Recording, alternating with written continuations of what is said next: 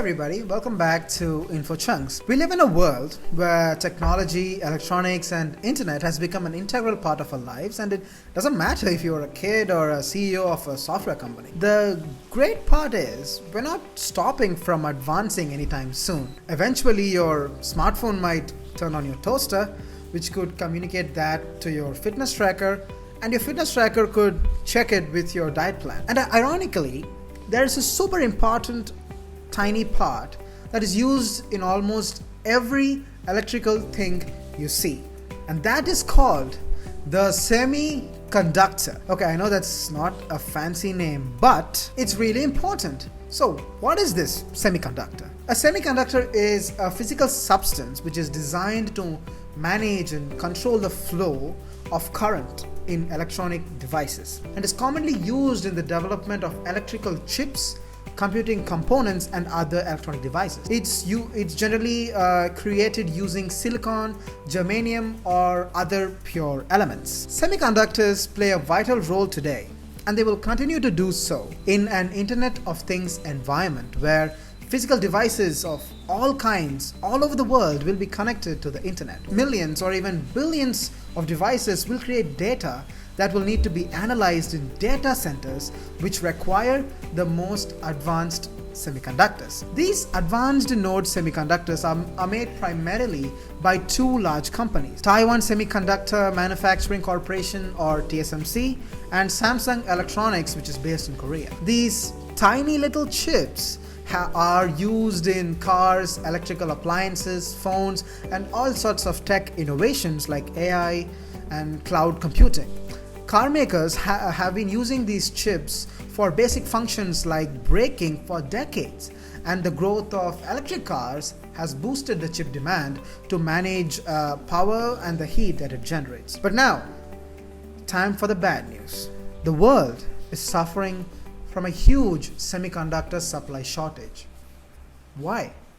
Well, for that, I gotta take you back to 2018-19 for a second, where the world's top chip companies were facing minor chip shortages due to increased demand, and they failed to address that because it didn't seem like a huge deal. So the supply was already wobbly during that time. Then, all hell broke loose in November of 2019 when the COVID pandemic hit the world, causing widespread economic disruptions. The lockdown initially reduced consumer demand for all electronics and cars. You might have experienced that. So the companies all over the world naturally made forecasts and placed orders based on that. So the semiconductor orders gradually came down. But then the world saw a new hunger for consumer electronics like laptops, PCs, phones, the ones you're watching this video in, because of lockdowns, work from home and online learning. And the thing to note is that there was very less demand as such for consumer electronics before the pandemic started. Soon enough, the demand for automobiles started rising and technological developments all over the world came back. The companies didn't have extra chips with them because of their just-in-time practices, where they used to order the exact amount of chips they needed. But when the demand rises up suddenly and your forecasts are way off, well, not so much. And that's the core of the problem. We didn't predict we would need these many chips. And then companies started stockpiling for safety. So when the chip orders started piling up to Huawei, Qualcomm, NVIDIA, AMD, who manufacture chips, they increased the orders to foundries like TSMC, Samsung, who in turn gave their own extra orders to raw material companies like ASML for their own safety. And that further affected the demand signals, making it seem like the companies need far more chips than that are truly necessary. And this little bit of a funny phenomenon has a funny name too. It's called the bullwhip effect, where shifts in consumer demand causes magnifying swings of high demand throughout the supply chain. And this effect looks to last till 2024, at least according to Intel's CEO. On top of that, the demand doesn't seem to be decreasing. The trade tension that is still going on between US and China in the form of sanctions on Hawaii and SMIC is not helping anybody either. On top of that, Putin decided to go to war with Ukraine, which has aggravated the semiconductor issue because crucial elements like neon and palladium are imported vastly from these two countries. Because of all this, the lead time, which is the time between placing an order and receiving it, is increasing by 4 to 8 weeks and is expected to increase in the coming future. Apple lost $6 billion in sales due to chip shortages, according to CNBC. Even the game console manufacturer PlayStation, which is owned by Sony, is going to stop their production of their new line of game consoles called PS5 due to the shortage. So, what can we do?